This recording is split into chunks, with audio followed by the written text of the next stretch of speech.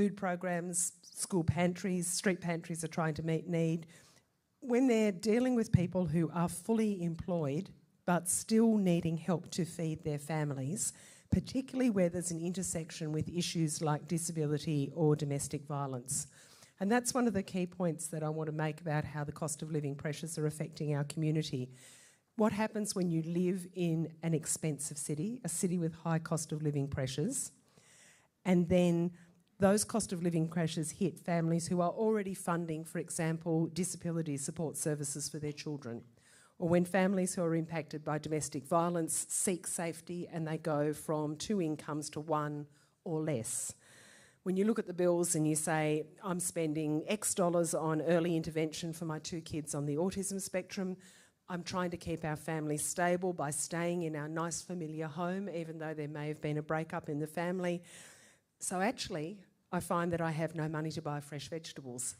And down the track, that'll mean my kids, who are already living with a disability, might have compromised health, might have bad teeth, for example, because of course we know that dental care is not covered by Medicare. What does that do then to their chances of holding down a decent job, to their future? It's this awful cycle that builds and builds and builds. And people who may well be fully employed, holding down 2 or 3 jobs, can find themselves in a position where they're choosing between bread and rent, because the rent is so expensive, and you're trying to provide stability for your kids and trying to provide stability for the future. So what do we do about it? It's fairly common in Australia to say the government should do something about it. And yeah, they should. Government is responsible for the policies that create a fairer nation, and we need to sharpen their focus, both here in the ACT and federally, on equity and dignity for all of us, to ensure that the government is governing for everyone.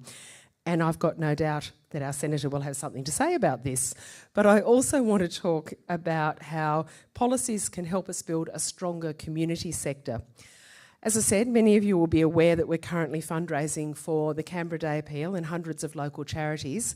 But I really want to make that community foundation one of the key tools for working on cost of living pressures and the kind of need we see in our community.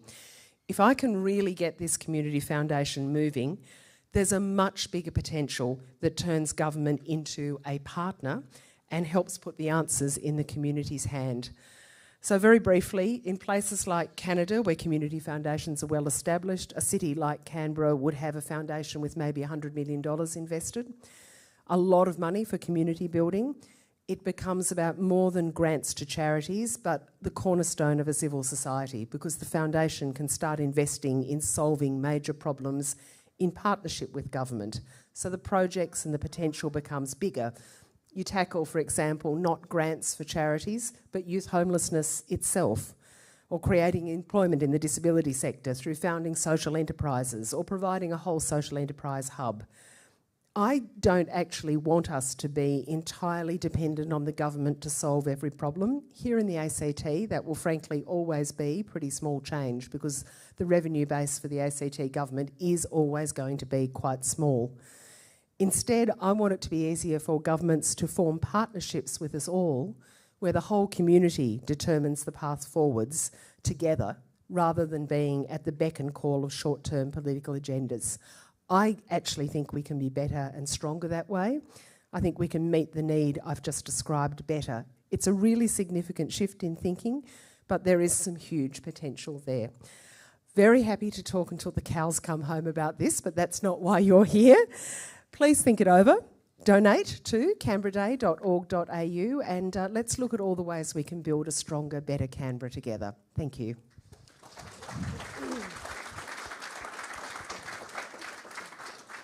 Thanks so much, Genevieve, and thanks again for your work with Hands Across Canberra and the focus on actually looking after our own backyard. And I would encourage people to look up community foundations and the work that you're doing, trying to bring that to the ACT.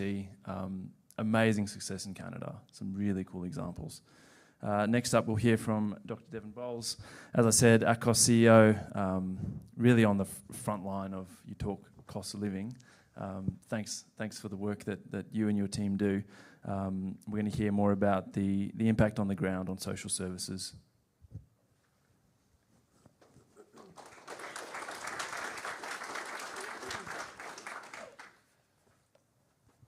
Thank you, Senator, and thank you for organizing a town hall on what really is an absolutely vital subject, as well as for the invitation. Now, ACCOS operates at the ACT level, so I hope it's understood that my attendance and comments here in no way detract from ACCOS's strict party political independence.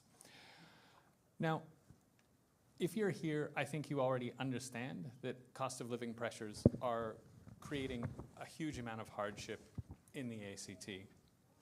And I think it'll be no surprise either that demand for community services is increasing substantially. And this really comes from two levers. The first is that the cohorts that have been supported by the community sector for decades are finding themselves in even greater need. And so an individual that's previously relied on the community sector for one type of assistance is perhaps needing 2 or 3 types of assistance now. And complexity in individual clients' lives makes it harder to deliver services effectively. So think, for example, of someone who's receiving mental health care in the community. The ability to help a person manage their own mental health becomes very much degraded when that person is experiencing insecure housing due to diminished or because of increased cost of living pressures. But there's this second phenomenon, which is that there are whole new cohorts of people requiring assistance who didn't before. And so, Genevieve, you spoke of food pantries, and some recent analysis suggests that the average food pantry is seeing 25% more people than they were just a year ago. Some of them, it's up to 75% more. And what they're seeing is that it is people who are employed, who have never gone to a food pantry before, sometimes even people from dual income families. Now, in this context, the ACT government is the largest funder of the many community services. And yet, even as need for the community sector services has increased, support from government as a proportion of its overall budget expenditure has decreased. So between 2009-10 and 2022-23, the community sector experienced a 30% decline in the proportion of the budget that it received. To put that in perspective, or another way, spending on the community sector has been well behind population growth. The increase in real terms has been about half as fast as population growth, even as government has increased its overall expenditure, doing very reasonable things like building infrastructure for a growing population.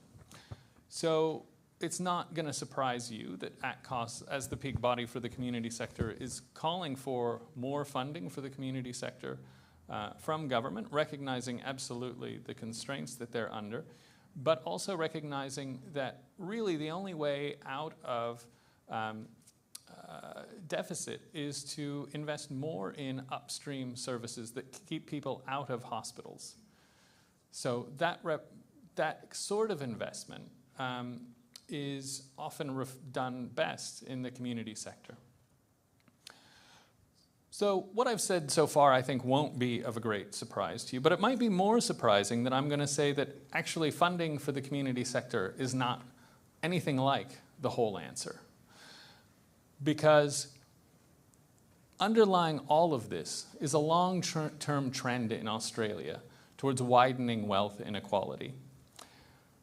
So right now, the highest 20% of income earners make twice as much as the middle 20%, and 5 times as much as the average in the lowest 20%. That sounds extreme, but when we look at overall wealth, it becomes much more extreme. So the wealthiest 20% have, on average, more than 5 times as much wealth as the middle 20% of the population, and about 90 times the wealth of the average person in the lowest 20%. Now, this matters a lot. Australians, according to OECD research, 69% of us think that the differences in income are too large. But I think even this does not fully capture the extent of the problem. And so the stakes, I would argue, are higher. You can hear I have a bit of an accent. And we're currently watching the US political system implode. How did America get there? I would argue that it is because half the population saw that it did not have a stake in the economic and political status quo. And so when a candidate for president came along and said, very clearly, I'm going to overturn the game board, a lot of people said, yeah, I don't have anything to lose from that. That's totally reasonable. I would argue that the United States, which has higher levels of income inequality than Australia, in fact, among the highest in the world, got to where it is because of a long-term slip in income equality, which in many respects is the same as increasing cost of living pressures for the average person. So the solution, I think, relies partly on the community sector, but I think there are also some big government decisions to make around how government gets income and how government spends income. And so partly it's about who we tax, how much we tax them, but also how we distribute benefits. So there are some quick wins here, including raising the rate on income support so that people on job seeker and youth allowance have something like what people on the pension get, $80 a day, increasing rent assistance, and increasing the public housing infrastructure, which over the last decades has declined significantly in the ACT and indeed across the country. Thank you.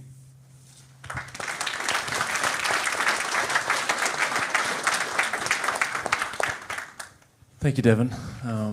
Yeah, sobering thinking about the trend around inequality and just how it just doesn't line up with what most Australians want in terms of an egalitarian society where it doesn't matter, who your parents are. You can make your way in life, and I agree, some big decisions to be made.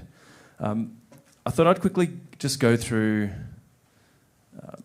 a few things around what I'm hearing. This was a survey done last year, and you'll see cost of living was number 4 behind climate, housing, healthcare. I think the thing with housing, though, is that it very much underpins the cost of living crisis. If you look at Australians' earnings, we actually do pretty well if you compare them to other countries. It's just we have this insane housing system that is not set up as something that should be affordable and accessible more as a human right. It's set up as an investment vehicle. And if that's how we set it up, it's actually working quite well. I'd argue that it's not actually working well for Australians, and I think it needs to change. Healthcare too, obviously some unique challenges here in the ACT around access and affordability and gap payments and all those sorts of things that we've been pushing hard on, and a bit of a thorny issue because there is so much crossover between federal and territory. But if we go to... this is a bit more feedback. And again, I think it kind of just shows how cost of living really is cutting across all these other issues. Health, housing, young people's anxiety about their futures when they look at housing and what it's going to mean for them. People in their 20s and 30s thinking about having families, what it means for them. So, I think a huge amount to do in Parliament to actually show some leadership and start to deal with these problems. Next one.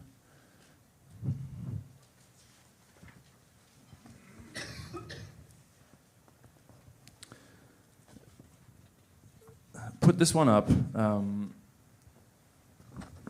because one of my concerns over the past 3 years, seeing how Parliament works or doesn't work up close, is that there's very little being done or very little appetite to actually deal with some of the root causes of the challenges we're facing, whether that's climate, housing, cost of living.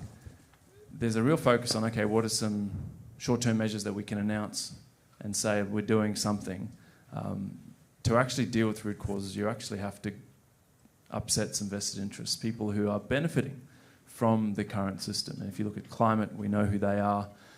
If you look at cost of living, you just have to look around and look at how little competition we have in so many sectors of our economy, and just how wildly profitable these companies have been, making billions and billions of dollars while Australians are doing it tough. You have to say, well, that's not actually working for us. Again, I think the thing I'm hearing from Canberrans is that there's more and more appetite for some bigger changes, sensible changes, but I think changes that are long overdue. I wanted to bring this up. So that was last year's survey. What we're finding, door knocking, and thank you so much. We've got so many incredible volunteers who are getting involved leading into the election, and have been involved in the last 3 years in both of my offices, Parliament House and here in Gungahlin. Cost of living now seems to be the number one thing. Like, as Devin was saying, just in the last year, 25, some food pantries, 75% increase. People are really feeling it.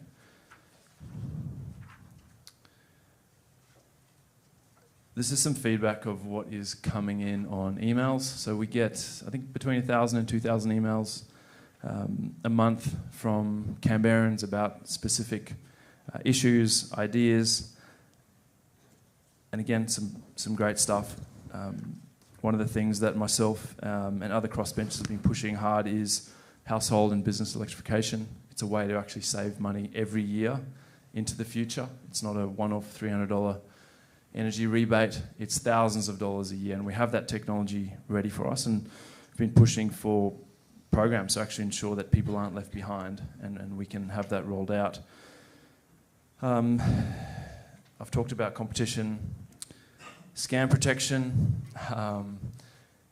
In the last week of Parliament, we saw the major parties team up on electoral reform or donation reform to really entrench the duopoly.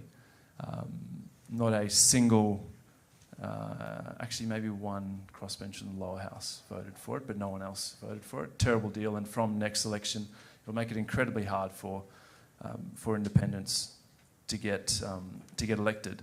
But what they also did at the same time was ram through scams legislation, which was roundly criticised by consumer groups, by people who'd been scammed, as not actually protecting Australians. The model that had been suggested was actually a reimbursement model, where if you haven't been negligent as an Australian, the bank just reimburses you, and then they work with, say it was a text message scam or a scam on Facebook. They then work with those companies to work out, okay, well, how do we apportion the blame here, and then they can go after the scammers. They ended up, both major parties, just letting this legislation go through, which will be ineffective and basically puts the onus on you to prove how you've been scammed, why you should be reimbursed, and everything we saw. It could be a year-long process to actually get money back. So that was very disappointing, and I think something that we all know, scamming's kind of gone from something that we just think happens to all the numpties out there, not us, to something that we know we're all vulnerable to. People are getting a lot better, particularly with generative AI coming into play. When I talk to uni students, paid pracs is something that gets raised a lot. You just can't pay the bills when you're expected to do 1,000 hours of prac.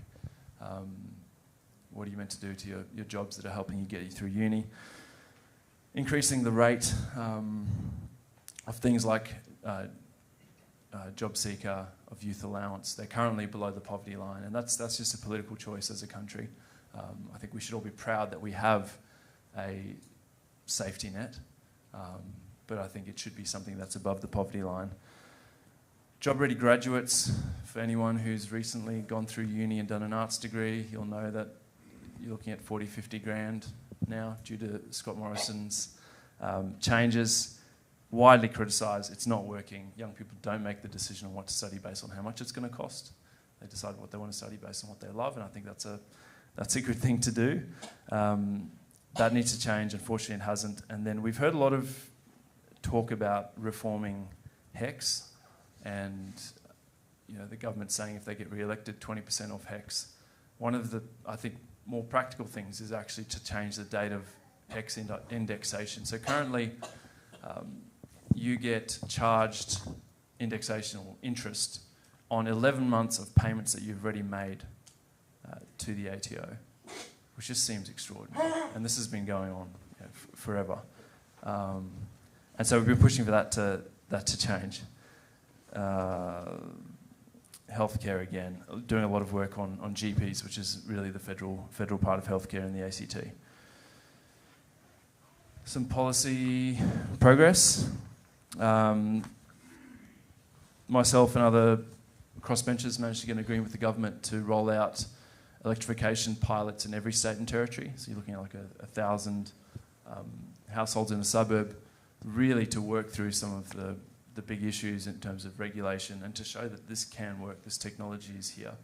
So that was a lot of work in the a lot of work to get that done, but yeah, really happy to see it happen. We've seen multiple increases to the safety net payments. That was based off recommendations from the Economic Inclusion Advisory Committee, which was a commitment from government that I got in 2022. We've seen some bulk billing stuff. Again, it needs to work for the ACT.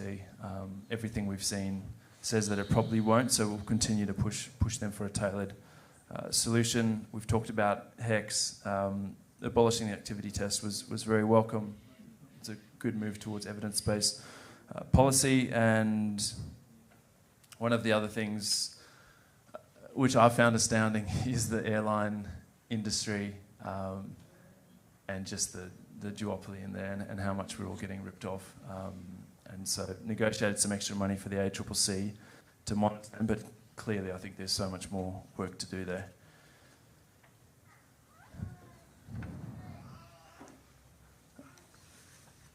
So going forward, I think I've touched on a bunch of these. These are some of the policy priorities that we're continuing to push with the government in the Parliament.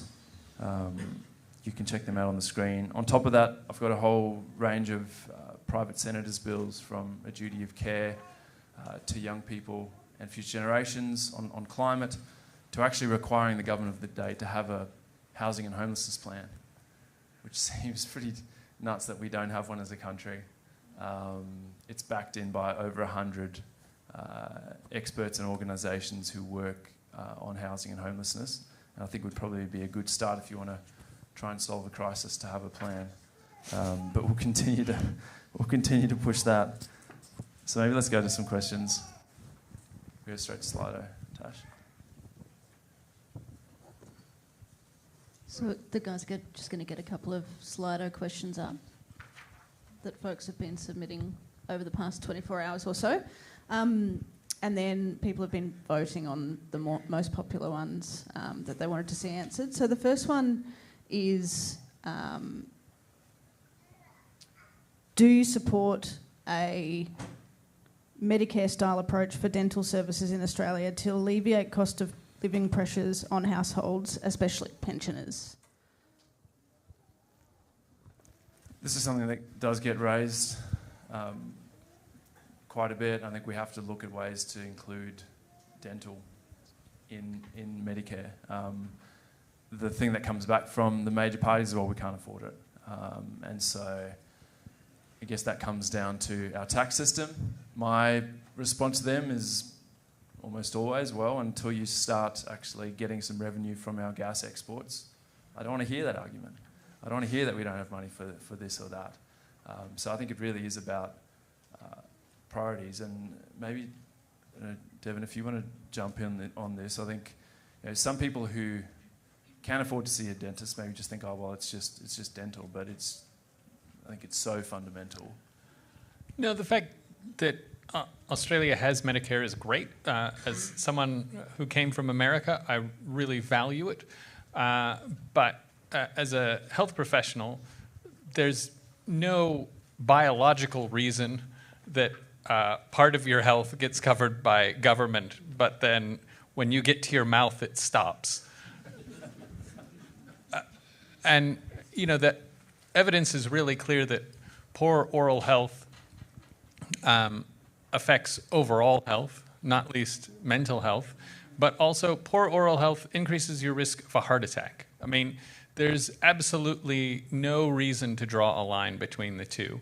And in terms of social mobility, we know that access to dental care is really useful for helping people to have the confidence when they've had poor oral health to, sometimes engage in employment where they haven't before, or engage in their community in ways that they haven't before. So absolutely support that. I think it's a link that's not often made, but it's very hard to get a job if your mouth is full of rotting teeth. It just is. And as Devin said, your teeth are part of your body. It's an intrinsic part of your body. It just is bizarre that we've made that separation, and that those long-term consequences that flow from poverty, from bad diet, from lack of dental health, into people's chances of going into full employment, into their chances of going into white-collar, more highly remunerated employment rather than necessarily doing labouring work. All those things are consequential, and they're things that we just don't tap out when we look at the trace of how that works out through the community. The next online question was, how can we get back to improving things for folks with lower incomes, plus those on pensions and New Start? Sorry, say that again. I was reading these ones. What's that? What was it? It's the second one up there. How can we get back to improving things for folks with lower incomes, plus those on pensions and New Start? Well, again, I think we've just got to have a social security system that actually keeps people above the poverty line. It seems like a fairly basic thing for me. Like, we recognise that we want to be a society where everyone is able to live a life of dignity, and surely that's being above the poverty line. And one of my frustrations is that we've seen with the last few years with interest rates, you hear economists all the time talking about, well, we actually need unemployment to go up a bit so that interest rates can come back down. And yet we hear politicians saying, well, they're just a bunch of leaners. We want lifters, not leaners. So, well, which one is it? Are these people actually playing an important part in our current economic system, or are they just leeches? And I think it's a really unhelpful way of framing this debate. And the other argument that gets put up is, well, if you raise things like job seeker, then no one's going to work. We actually saw during COVID, when job seeker was doubled, that a lot of people actually got off job seeker and found employment, because they weren't just chronically stressed about how they were going to put food on the table, or buy textbooks for their kids, or whatever it might be. So, I don't know, Devin, you're the expert on this one. Well, I'm going to take a very non-expert point of view and say, on some level, the solution is seeing other people as people and recognizing the humanity of other people. And I think when we do that individually, we're really generous. But when a group of people is sort of cast as an other, it's much easier to say, oh, if we lift them out of poverty with income support, they won't work because they're inherently lazy. Even though people, when they think about themselves, well, if income support were just above the poverty line, how many people would say, oh, well, yeah, I'm just going to retire now? Probably not many of us. I think also, though, the role of rising inequality makes us less likely to see the humanity in each other. So there's good evidence that the more stratified a society is, the more class anxiety people have, and the more overall anxiety people have, because they can see no matter where they are on that hierarchy, either they're at the bottom, in which case life's terrible, or they're closer to the top, but they see how far there is to fall. And that pervasive anxiety, I think, is one of the primary things that stops us from seeing the humanity in each other. And so I guess what I'd say is that this is a really important thing to tackle, and that if we don't tackle it, it's going to get harder. And that's partly because of the dynamic that I just said, but it's also because, and you can see this in America, as wealth concentrates and power concentrates, the people at the top have more means at their disposal to get people to vote against their own interests, to solidify their elite positions.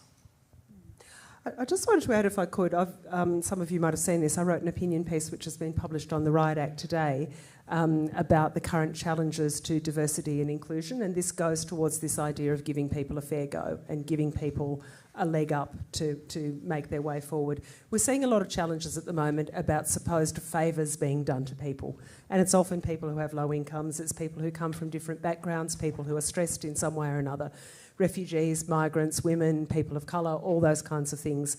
And what we hear is, look, let's stop doing people those favours, it's just woke nonsense.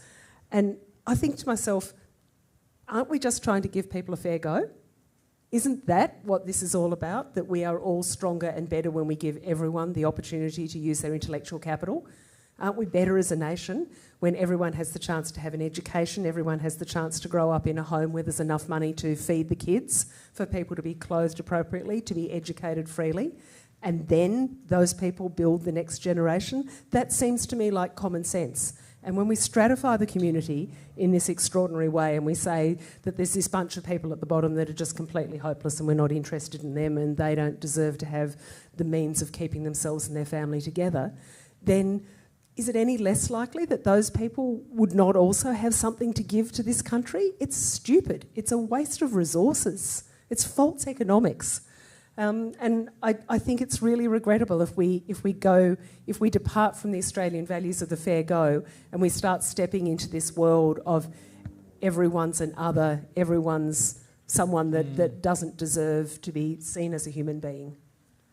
And maybe just finally, like structurally, one of the things on that question, which was the reason why on industrial relations, the first round with the government, one of the things I negotiated was a legislated Economic Inclusion Advisory Committee that actually independently did this work and said, what should the level of things like job seeker, youth allowance be for people to be able to live above the poverty line and get back into work and continue to contribute? And that now gets released 2 weeks before the budget, so we can see, well, this is what all the experts say. Including, Business Council of Australia, union movement. So you've got people around the table, and then we get to see what the government actually prioritises. Do you want to go to questions in the room? Sure.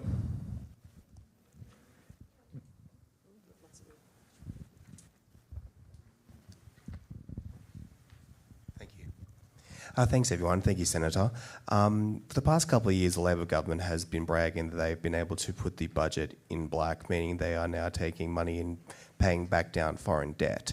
Do you believe that there'll be a better use of the money used to pay down foreign debt to invest back into Australia, such as raising New Start and JobSeeker?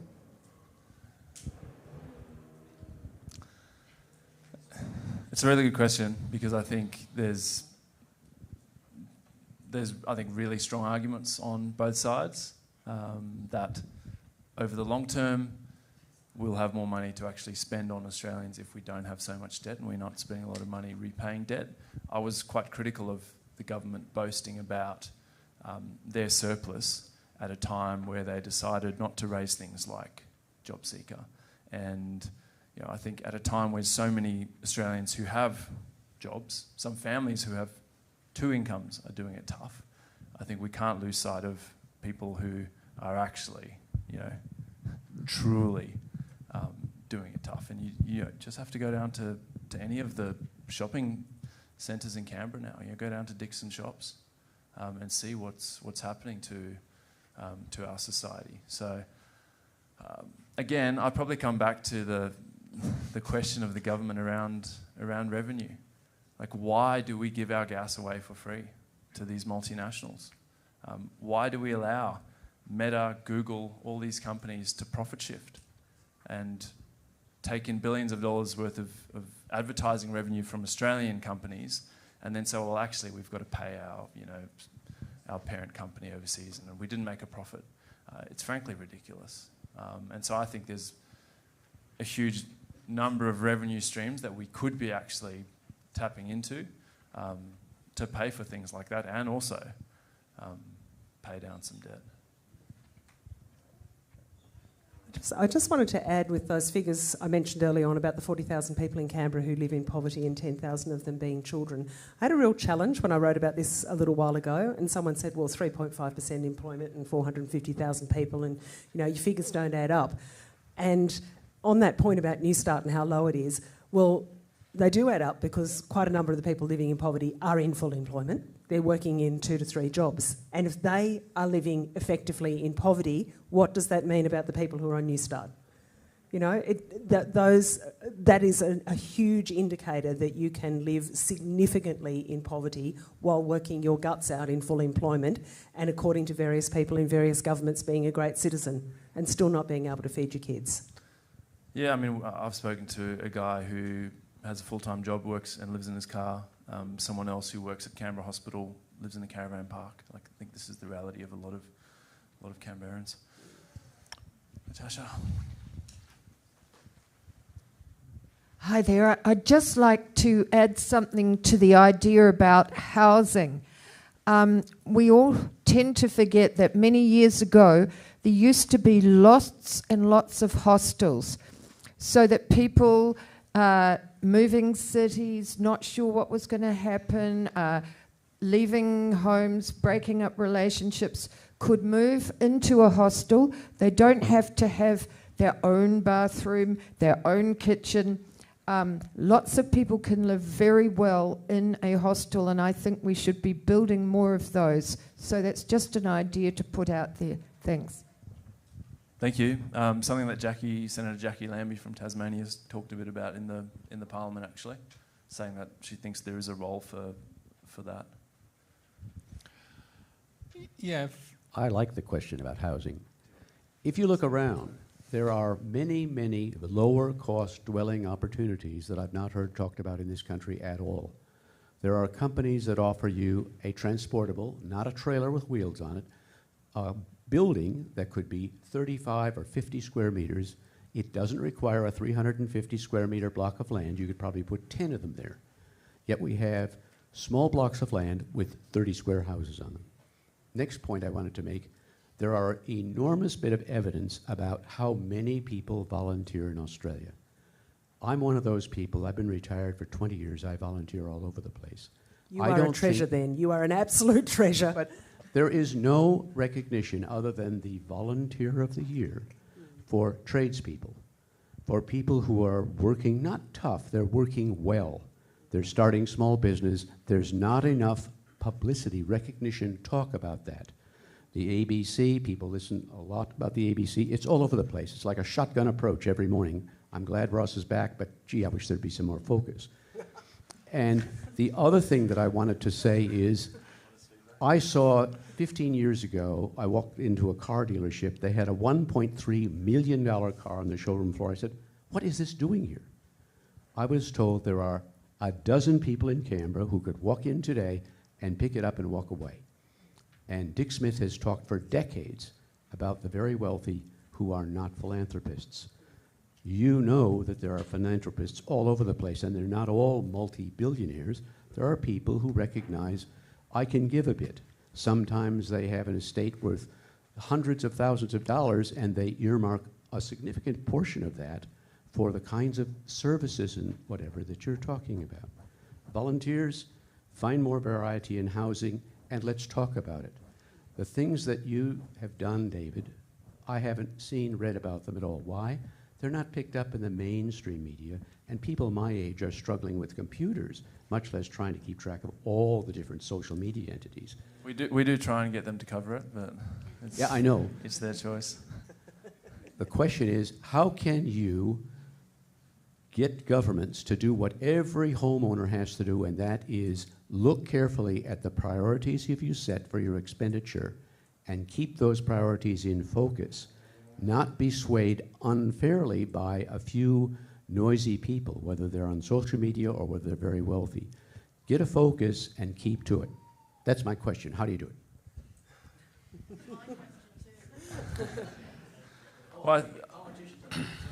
Well, I think we all do that at the ballot box. Like that's one of the things I've seen in politics is that the language that politicians understand is election results. And I think if more and more people are saying, actually, you should be accountable to us, not to vested interests, not to your donors. You need to be making decisions that are good for us, or else I'm going to vote for someone else. I think that's when we'll see change. And I certainly see a bunch of independents who are pushing the major parties hard on a range of issues, and to the point where independents get accused of being a party, but that's just because we're listening to Australians and we're facing similar challenges across the country. So, yeah, I guess it's something we're doing every day. I'm doing every day in the Senate, really trying to raise these issues and push the government, both the major parties, really. Or we can't let either of them off the hook, because a housing crisis doesn't happen overnight. This is 25 years in the making. I just wanted to hop in, if I could, and say thank you for being a volunteer, and thank you to everyone who is a volunteer. That is an essential fabric of our society, a tool that we cannot do without. It is remarkable where volunteers and philanthropy actually come from. Per capita, the most giving in Canberra comes from Charnwood. You would think it came from Forest or Deakin, but no. And that's a figure I remember reporting on a long time ago in my years at the ABC, when we were very focused on all sorts of things that mattered. However, let's move on from that. Thank you. But I also want to throw this figure to you. The ATO says that of the people who have a taxable income of above $1 million in this country, only about 40 or 50% claim tax deductions for charitable giving. Now, that's structurally really, really problematic. That is something where you can do some levers of policy to make some changes in the tax structures. In fact, the rates of giving in the US are in fact much higher at the top end because the tax structures are really favourable towards them. But can you imagine having $1 million worth of taxable income and just not getting around to giving? That is an extraordinary thing. And again, that's the fractioning of society that I think is a really regrettable trend away from our much more egalitarian and much more fair-go-focused community standards. If I can add just a couple of points, it's that, volunteering, I think, helps people see each other's humanity better. It stems partly from recognizing a real need in the community, but then it also gives people the advantage of seeing other people. And I'd argue that philanthropy is the same, that the act of giving makes you focus your mind on your need relative to someone else's and see that yours isn't always coming on top. So we talked about what we can do. And certainly I've laid a lot at the feet of the government for action, and I think that's entirely appropriate. But the individual actions of everyone in this room also make a real difference. I'm seeing, as the Canberra Day Appeal ticks away, we've got a ticker on the side. Gee, there's a lot of $10 and $20 donations, and I just love seeing that. I love seeing people with a note to whether it's neonatal intensive care or Pegasus or Vinnie's or whoever it is, people saying, thank you, this is what I can give. It's all of our gifts and all of our talents. That's what makes us a stronger and more connected community. I'll just give a little reminder before I go to the next person. If we can try to keep the questions tight and with a question mark at the end, I would love it. Thank you. I'd like to hear a bit more about the reform on the income side for government, particularly around taxation reform. Is there any real prospect of reform in the Parliament around issues around negative gearing, capital gains tax? Why won't Parliament move on things that are quite obviously major impediments or distortions in the budget? I don't know. You should ask Ken Henry sometime. It really, I find it astounding that tax is so taboo. Like you can't talk about it. And we already saw, like in the last week of Parliament, the coalition used up a whole bunch of their questions in Senate and the House question time, getting the government to go on the record that they aren't going to make any changes to tax should they win the election, which just seems nuts. Surely we'd be actually looking at the evidence and say, well, housing doesn't exactly seem to be working for us. What changes should we be making? So I don't know. Like I honestly think the only way that we're going to see movement on things like sensible changes to the way we tax or don't tax investment properties, to gambling, advertising, reform, lobbyists in Parliament House, release of ministerial diaries, all these things that constantly the whole crossbench gets voted against by the major parties is through a minority government. Allegra Spender's done a lot of work on tax, huge amount of consultation. I was involved in a bunch of her roundtables, and she released a green paper, which is worth checking out if you're passionate about tax, and really kind of just sets out what we're heading towards if we don't make changes. We're becoming overly reliant on personal income tax. The tax system isn't working for us, and particularly as we have an ageing population and the proportion of people who are sort of retired to working is changing. Some serious problems ahead, and yet we have the major parties saying no, we can't touch this broken system for fear of being wedged by the other. So I don't know, Laurie. I'd love to see them engage in a good debate, and I guess this is one of the things that I say to people who say, well, what can an independent do anyway? What can you do in there? And I think the first thing you can do is actually just engage in good faith in these sorts of debates that matter, and not just oppose them for opposition's sake. So I think it's something we desperately need to get on with as a country. And one of the things I've tried to do, say on housing, is actually suggest some middle-of-the-road, sensible ways to start to turn this ship around. I worked with Senator Jackie Lambie. We got a whole range of things costed by the Parliamentary Budget Office. And the one that actually makes a lot of sense when you take into account our current tax system and the politics of it is a system where you just grandfather existing arrangements and you say, people made these investments, whether you agree with the rules or not, they were the rules, people made those investments, they can keep it till they sell. Going forward, you only get the capital gains tax discount on new builds, which is to incentivise supply, because that's what the major parties always say, it's just all about supply, supply, supply. And then you limit negative gearing to one investment property, because 70% of Australians only have one investment property, but it's something like 1% of Australians own 25% of property in this country. So it's just totally skewed. And there's people just milking the system, really. That seems pretty sensible. I haven't met too many people who say, oh no, that's a really radical change. And so I don't think it has to be, well, we just keep it as it is or just scrap everything. We can say, well, let's actually start to change things.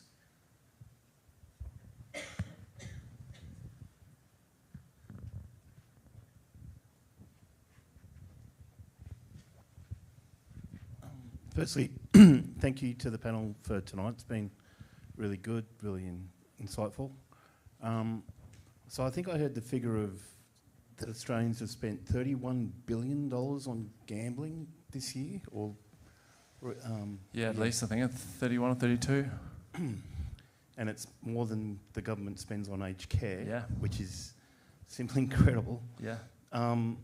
So can you remind us of what steps you've taken in the Parliament to get that reformed, and what you'll do after the election, presuming you get voted back in?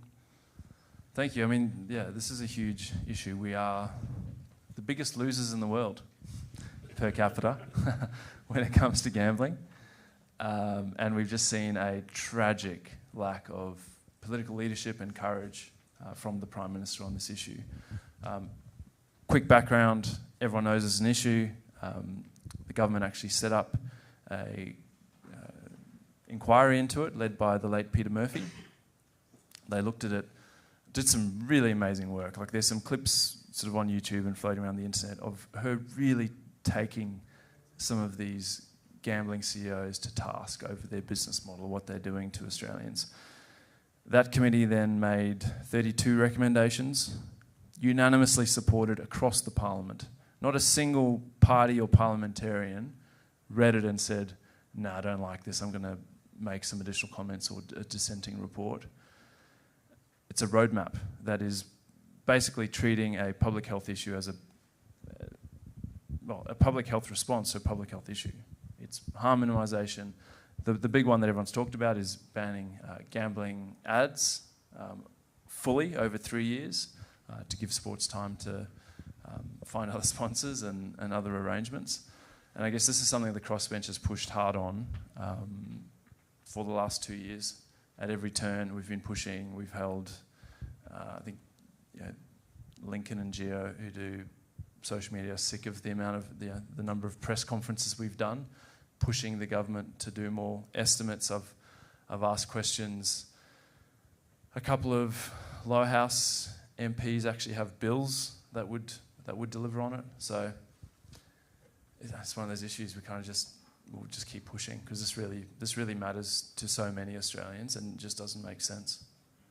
And I guess you see up front, up close, the effect that vested interests have, right? These gambling companies, the AFL, the NRL, direct access to the Prime Minister, and unfortunately the Prime Minister sort of parroting lines directly from the gambling industry, which is pretty tragic given what's at stake.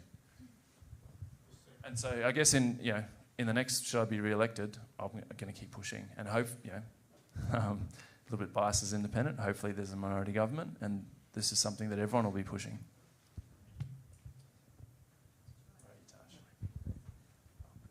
Hello, thank you so much for having today. It's been great so far. I'm a health professional that's been working in health in Australia and New South Wales for 27 years. And one group that I've noticed is becoming really more and more vulnerable are single older females. So they're falling into the poverty line. Many of these women have escaped domestic violence, but not even having to have escaped domestic violence. They've worked their whole lives or been in a caregiver role. They don't have a lot of super. They can't afford to live on their own, so they end up in situations in share houses that are really unsafe, or they end up homeless, and they can't afford to enter aged care facilities that would be safe or appropriate. So I think we all know that increasing payments and all the community support systems and services are important, but what are the legislative steps that would help this vulnerable group? Yeah, I mean, I think for the last few years it's been the fastest growing cohort of homeless people in this country is women over 55. I think maybe this last year was overtaken by young people, but a huge issue. And I guess legislative changes, there have been in the last few housing bills that went through specific mentions to that cohort, because I think, as you said, they're just falling through the cracks. The system isn't actually set up. And so I think specific investment in social housing, affordable housing that is available to that cohort is one way. But yeah, Devin, do you want to add anything from our costs? Well, I think, to a large extent, older women are finding themselves in these positions, particularly because they were mothers and they did not have the income and the super investment that they otherwise would have. And so the net result is that as a society, we're turfing our mothers into the street. So reform to the pension, reform to superannuation, I think are mechanisms where we can do that less. I just want to add that there's also an important part of the social licence here. There's been some projects here in the ACT for specifically targeted at exactly that cohort. I was having this discussion with Francis Crimmins from the YWCA just the other day, and there's been some really big efforts made to try to accommodate those people. Francis was telling me about objections from the neighbours. And she said you would be astonished that you would think that women over 55, a number of them escaping violence, would be the least difficult cohort imaginable. And she said to me, you'd also be shocked at who was leading the resistance. I just want to put a plug in here for the importance of the ACT continuing salt and pepper public housing, continuing the idea that we are all one community, that public housing, social housing occurs across our entire community. I live in Lynham, and in Wattle Street we go from me down the bottom near the shops, there's some public housing in the middle, Katie Gallagher lives up at the top. I reckon that's really good. I think we need to have that kind of community where we have a responsibility towards housing people who, as Devin says, have given their lives towards caring. If I can add one last point, it's that the ACT actually, the barriers to putting forward an objection to social housing, for instance, being built, are lower than in any other jurisdiction. And so the reason, the YWCA faced all those challenges could be fixed with ACT-based legislation that basically says, if you're trying to put in social housing, then let's make it not easy for your neighbors to object on the grounds that basically they don't want those people living there, right? Like we can change that pretty easily. And it's kind of surprising that those changes have not been made in this particular jurisdiction. I guess on a policy thing, there's much longer term things around paid parental leave, super on that, all those sorts of issues, but that's obviously not going to help that cohort now. Yeah, g'day Senator. Question around housing and supply in new builds. When you were trying to get a new build out of the ground, approximately, depending on the size and scale of the build or the project, about 50%, between 40-50% of the cost can be taken up by taxes and different application fees, from the way GST is applied at a federal level to the entire supply chain, to development costs and approval from local councils, state governments. With the gap between income and house prices rising, is there any real appetite, or is there an appetite, say, at a federal level to address that red tape, that the need, well, not necessarily unnecessary taxing, but the overtaxation of a process that can deliver lower housing to more affordable levels, especially to younger people, so that that gap isn't quite as wide? I think we've got to find ways. This is certainly one of the biggest things that gets raised with me by builders in the ACT is just how long it takes, and if you're in that industry, time is money. We have to find ways, and this is obviously an issue of federation, a federated model, but there's ways, well, I argue to the federal government that there's ways that they can actually attach some strings to big buckets of money around infrastructure to actually put the heat on territory government, which surely we can do it here. We've got one level of government. You don't have councils involved. So it seems like this is something that we should be able to solve here in the ACT. But yeah, I hear you on that one. And I guess on top of that, there's some pretty inefficient taxes levied at a state and territory level payroll tax, stamp duties, which really just comes down to revenue raising. And so I think, again, talk about revenue at the federal level, I think there's potentially a way to try and substitute some of those revenue streams with potentially with other ones that are more efficient. But yeah, it's kind of squarely a territory issue. So I've been advocating for them to try and apply some pressure because it's having a huge impact here in the ACT. One additional point I'd make is that it's really tempting for a government to tax building because we have made, through our tax policy, real estate such a dominant vehicle of wealth creation. And so what we've done is to prioritize real estate as an investment class rather than as a human right. And then, as a result of that, it becomes this tempting honeypot that we seem as governments have real difficulty avoiding tapping into. So I think if we are to reform the way in which we as a country treat real estate and how we tax it when you're holding it as an investment rather than as a dwelling for yourself and your family, then its attraction as a honeypot will decline, and there will perhaps be greater opportunity to implement some more efficient and fairer tax measures.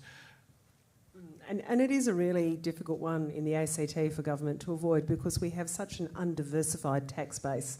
We've got so few sources of revenue in the ACT, and so the vulnerability and the sheer heft of the ACT property sector, and I was at a property council lunch today. They've actually been very generous to Hands Across Canberra. I thank them for that. They should be very generous towards us, which is great.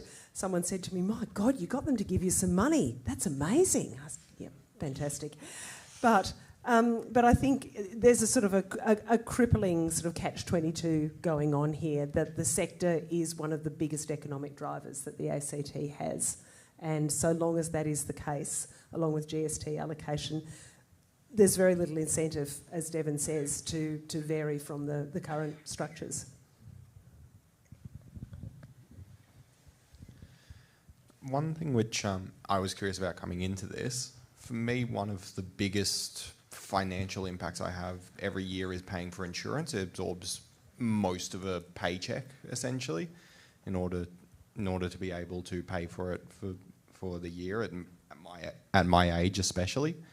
I was wondering if there was any movement based around affecting that sort of area, basically making that a bit more accessible, being able to get good insurance for a car or something. I had a mobile office a while back, and someone brought in their bill, their home insurance, home and contents insurance bill, and it had gone up, I think 25%, something like that. She'd printed another page that had, I think it was, I won't say it because I'll get it wrong, but the insurer's company sort of yearly profits, which had gone up like 24%. And so I think you've got to ask some questions about that. And there has been some talk about just how concentrated the sort of insurance market is and potentially the need for more competition. I think that's a valid thing to look at. I think the bigger issue is around climate change and climate risk. And you simply can't insure yourself out of a climate crisis. So I think the government is going to have to be more proactive.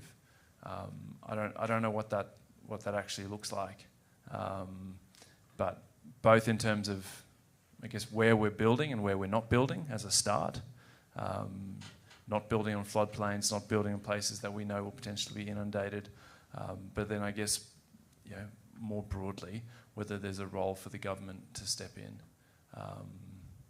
So yeah, it's a big issue. And I think it's so expensive, and I think with this cyclone heading towards southeast Queensland, northern New South Wales,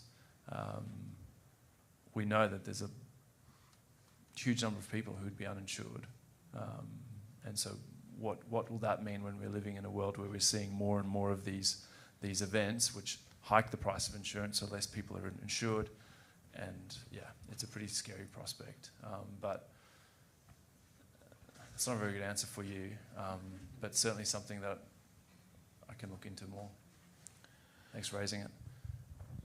Insurance is our way of collectivizing risk. And with climate change, we're facing collectively a great deal more risk, and that's only going to increase. Right now, we're effectively letting insurance companies dictate how we collectively engage with that risk, because they're, putting up premiums and then telling some of us, well, your house isn't insurable. And that's, I think, going to see more people fall off the Canberra cliff, which won't just be the Canberra cliff. I mean, as you point out, there are almost certainly going to be thousands of families that fall off the southeast Queensland cliff. And so I think there is role for government here to really be leading a conversation about our collective risk. And maybe to do that, it needs to start playing in the insurance game itself, so that it has a more direct stake, but also policy. So one thing that astounds me is that places that have been flooded more than once, people continue to rebuild there. And I can absolutely understand that impulse. But if we're going to collectively deal with the increased risk from climate change, we need them to not do that anymore. And maybe we just don't let people build those houses on the other side of the Murrumbidgee where the fires will come roaring out of the Brindabellas and obliterate them. That'd be a good idea as well. Yeah.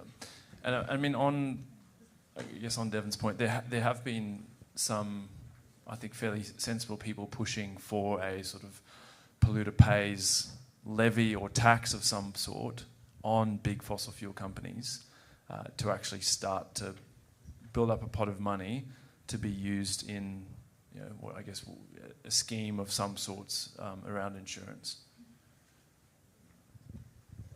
I've got another question asker over here, but if you can just raise your hand if you want to ask a question so I can reset the queue in my mind, that'd be great. Thank you. Hey guys, I've been working in the youth sector for about 16 years with youth at risk, and you're saying is that the short-term answer to raise the youth allowance in job seeker? Is that like the short-term answer? What would be the long-term answer? Because the reason I say that is because I've worked with youth that said, I'll just be on the dole like mum and dad. We're able to change their mindset, get them a job as a barber, and now they're like trying to help change like the kids that they work with. I mean, they're like their siblings. So like, yeah, we can raise that price. And I came from housing myself, single mother and stuff like that. But is that the answer? Like, what's the actual answer like after that? You raise the price, do you get things in there to help change people's mindset, start a business, like get out of that, I guess, poverty line? Like, what's the answer after raising the price if you get that? Like, how can we help these people actually become businessmen of Canberra, women, and probably give back like I've been able to do, like start my own business and give back to these things? But like raising that, I guess, price, what's the answer after that for all these young kids that, don't really have much to look up to but their parents in and out of jail, drug addicts and stuff like that? Well, firstly, thanks for the work you're doing. It's so impressive.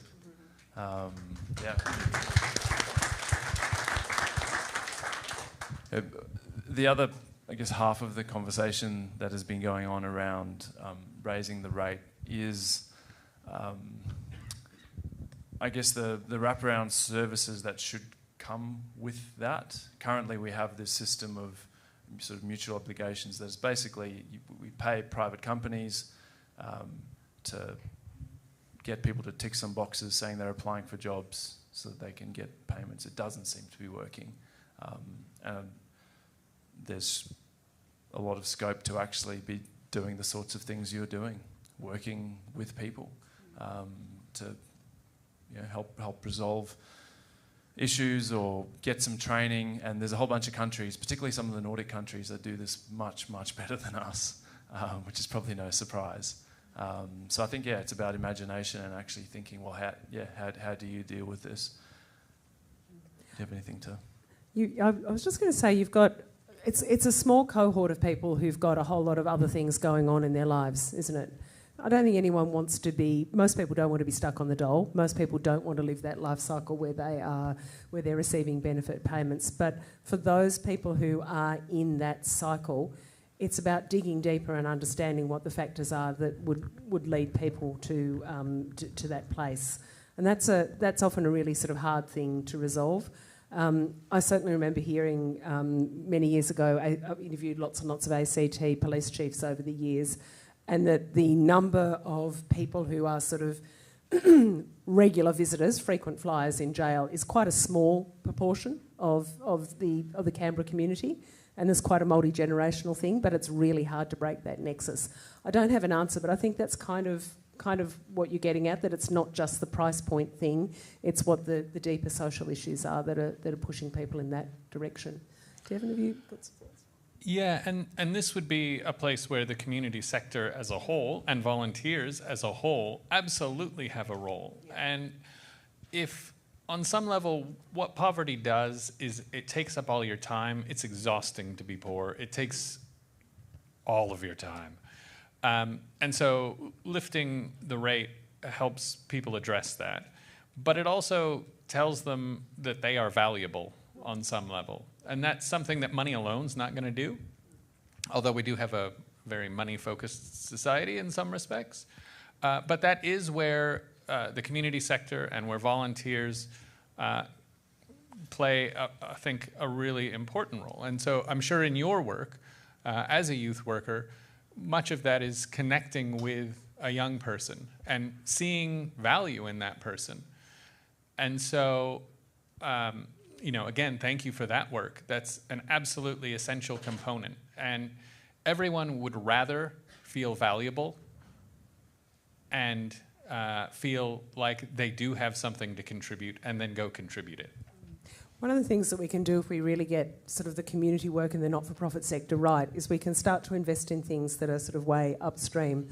A lot of the issues that we have at the moment with charities, certainly in Canberra, and we work with at Hands Across Canberra with 350 charities, people are so head down, bum up, desperately trying to solve the problems that there isn't the time or the resources to do things that are bigger and go back further. And so if we had mechanisms to be able to invest in problem solving with kids who are starting to get into trouble at school, with families where there are signs of difficulties, with things where there is early intervention and much more comprehensive wraparound. But we just don't have those resources as a whole in this community. And that's why I suggest to you that community foundations, for example, and that level of investment, building strong partnerships so there's another lever to pull, that's actually a really critically important thing we can do. I don't want in 5 or 6 years' time in the job that I'm doing to be continuing to just give relatively small grants to lots of different people so they can afford to do this small thing. I would like us to be investing in saying, can we end youth homelessness? Can we do something big that we've all got the resources to do as a partnership? Hi. Just going back to the thing about the dental in Medicare and that, is there scope, do you think, to have a graduated response and maybe covering under 18s, bringing back the school visits, sort of touching, I guess, tying into the last question, similar to, as we've seen, with an eye is an eye, well, a mouth is a mouth, and if it's at the school visit, your mouth is just as important as the kid whose parents can afford the dentist every week.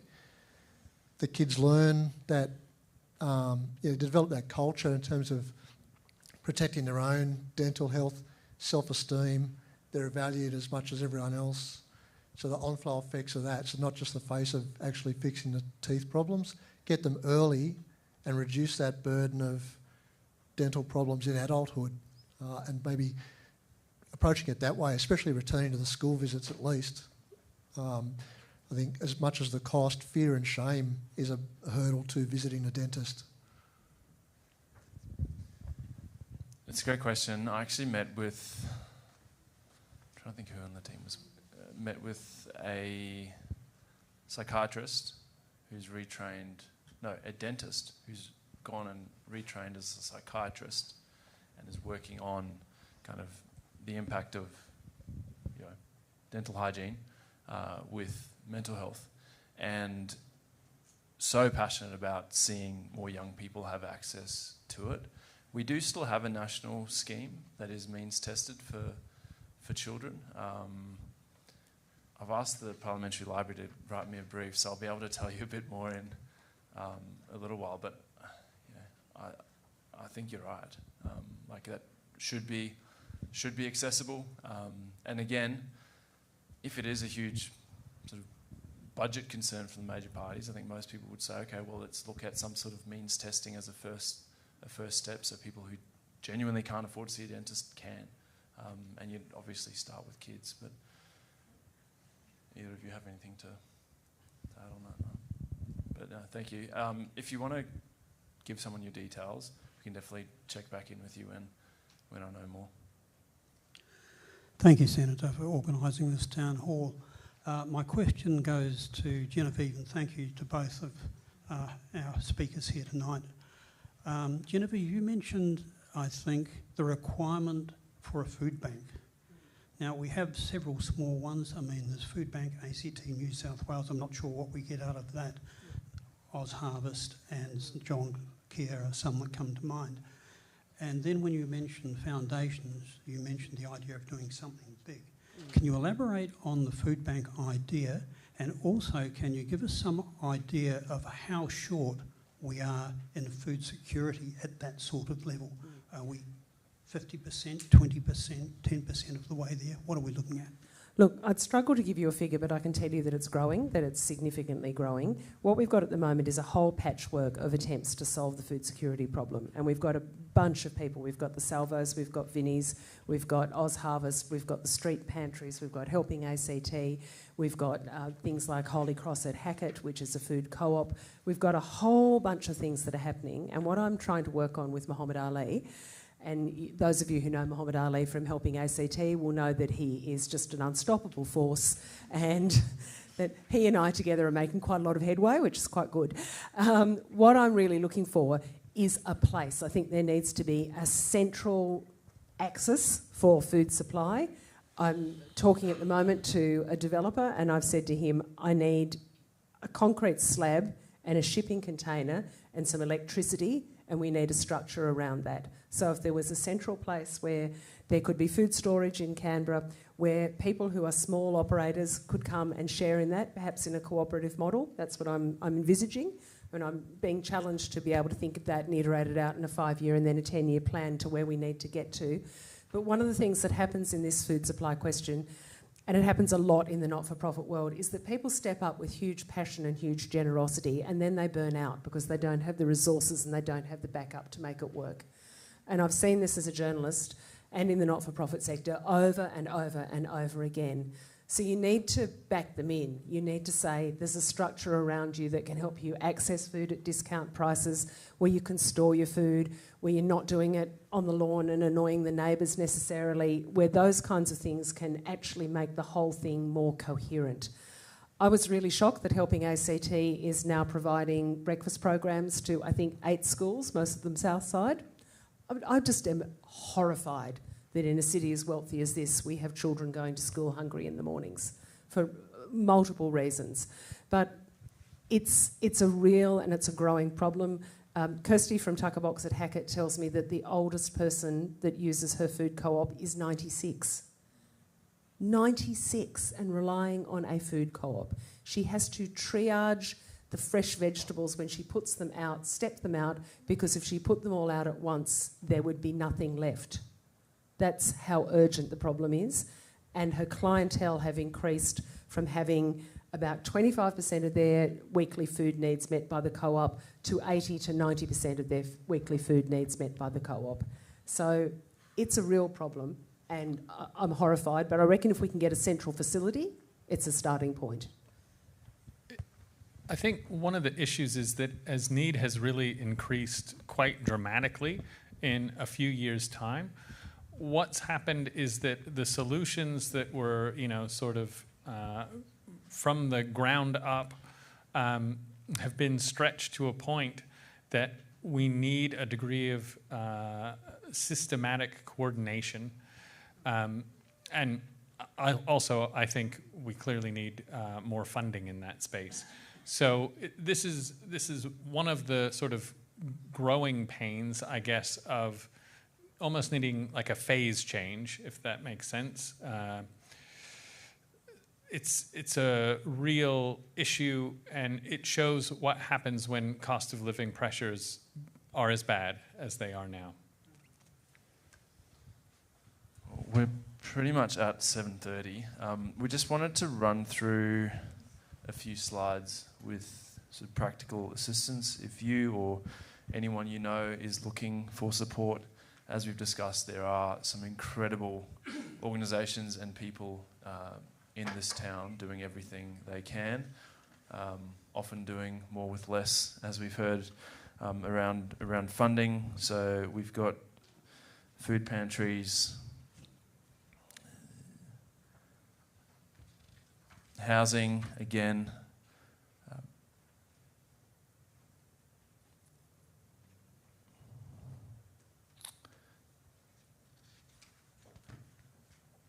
essentials and energy.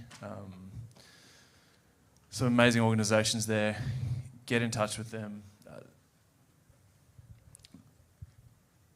There's also sort of the helplines and other places you can check out. On top of that, whenever I meet with the banks, I'm always asking them what they're doing for people who are in mortgage stress.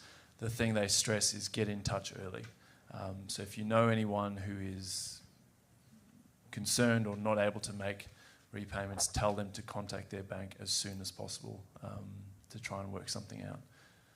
So I think that's, thank you all so much. Really appreciate you coming out. I've don't know when the election's going to be. This may or may not be my last town hall, but I've just loved engaging with Canberrans and seeing how much people love this place and want to see it better looked after, want better decisions made for the long term. So thank you all so much, and please join with me in thanking Genevieve and Devin for being here.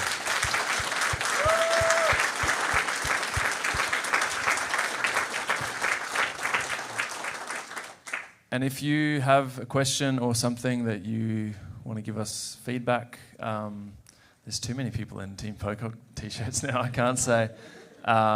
Maybe if people stand up. There's Sam at the back, Lincoln, Natasha, and Claire. If you want to talk to Claire about volunteering, she's the person to talk to. So thank you all so much. We'll be hanging around and chatting if you want to stay behind. Thanks.